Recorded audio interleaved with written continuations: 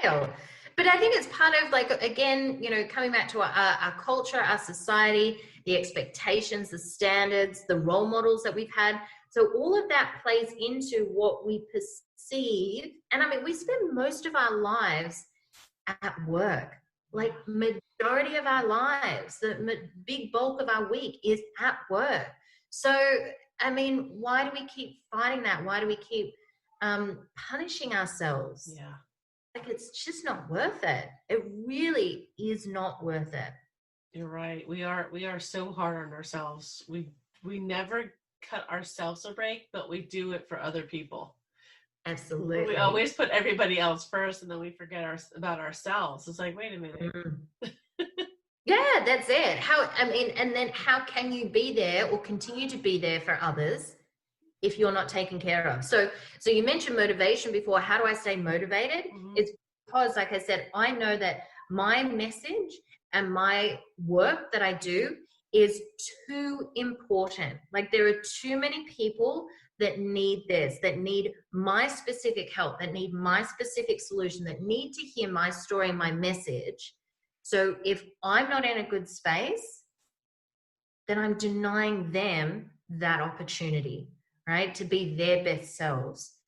So I have to look after myself, and there's nothing selfish about that. Mm-hmm. Same with my children. If I want them to be happy and healthy, like, yelling at them, going, be happy, it doesn't make sense. And they're looking at it going, hang on, Right.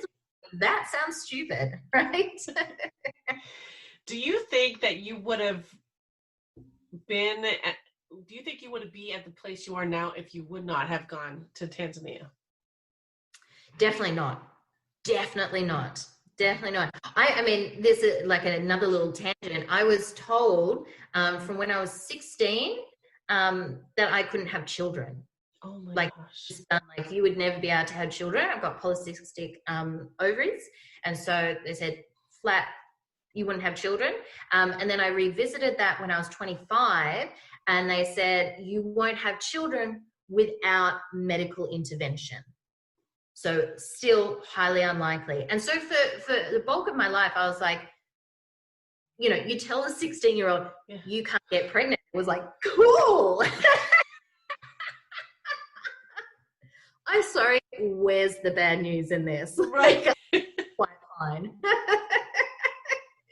So I literally grew up with that was, again, one of the rules. One of the rules that had been placed on me that I then reinforced to myself, I can't have children. Full stop, end of story. And that was fine.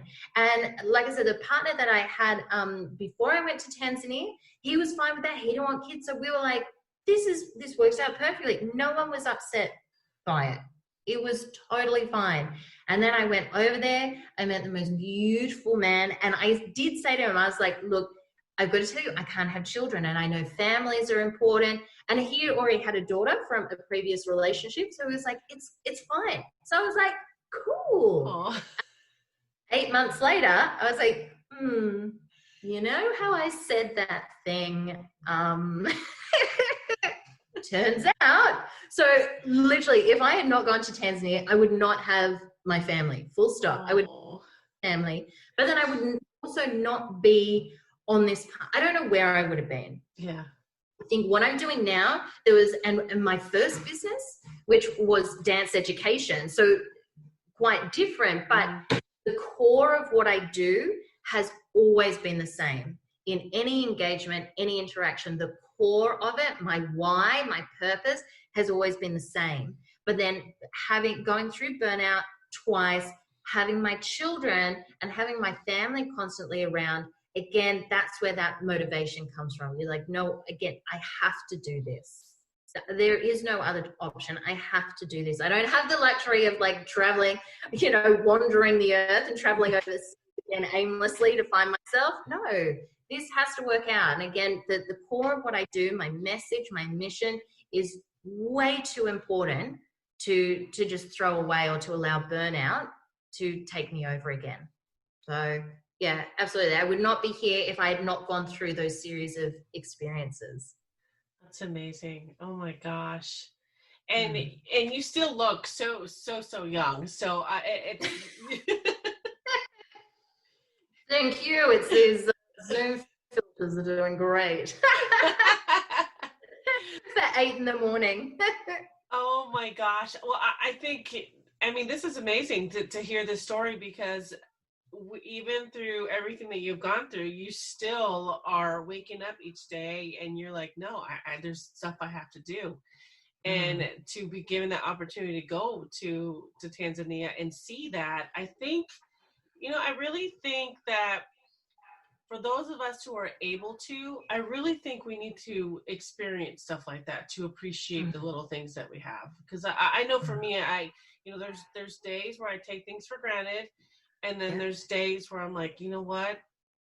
I'm so lucky to have what I have, because there's and my mom always told me, you need to eat all your food because there's kids in China who don't get it.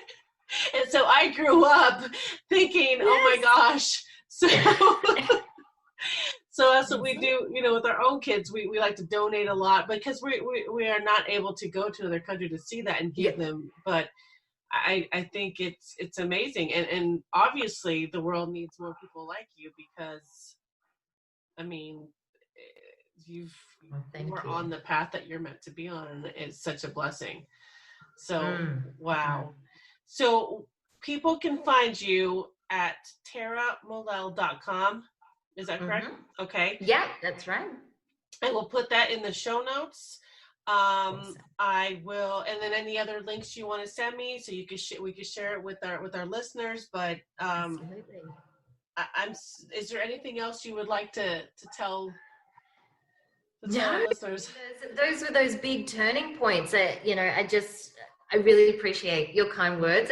That's really lovely, because I know sometimes we don't feel like glamorous, we don't feel successful, but again, it's never about necessarily us. It's about who we're being for those people around us. And for other people, they can easily look at my life or your life and go, wow, like I wish I had that. Right. And there's fake about it. But again, it's stepping out going, oh, wow, I need to be grateful for where I am, what I'm doing, what I do have, even what I don't have, being grateful for all of that. Because I certainly have days where, like I said, in the fetal position and the world's coming to an end, and then other days where I'm like, I'm superwoman, I've got this. And that is all completely normal. Yeah. So again, if your listeners are hearing this and you're not in a good space, that's okay. Like, it's okay to not be okay. And if you're in a great space, then love it even more, Yes. So there's always tomorrow. Yes, I'm so glad you said that. That is so true. And it took me years to realize that. So for everybody that's listening, see, you're hearing it. It is okay to not be okay. Just start again tomorrow. Yeah. Thank you so much. Thank you so much, Tara, for being on here. I'm so excited that we were able to make this work. And I am so excited to see what you're going to do in the future. And I wish you all the best. Keep in touch. Oh, thank you. Yes, definitely. Thank you so much. Have a great day. Yes.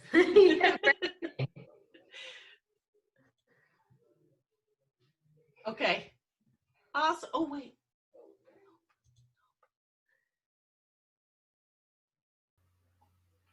Thank you for listening to the Truths We Hide podcast, created and founded by your host, Annette, the founder of A Wild Ride Call Life. Also, a big thank you to all of our sponsors for each and every episode that is aired. We have so much support from them and all of our listeners. You can find more information at www.awildridecalllife.com.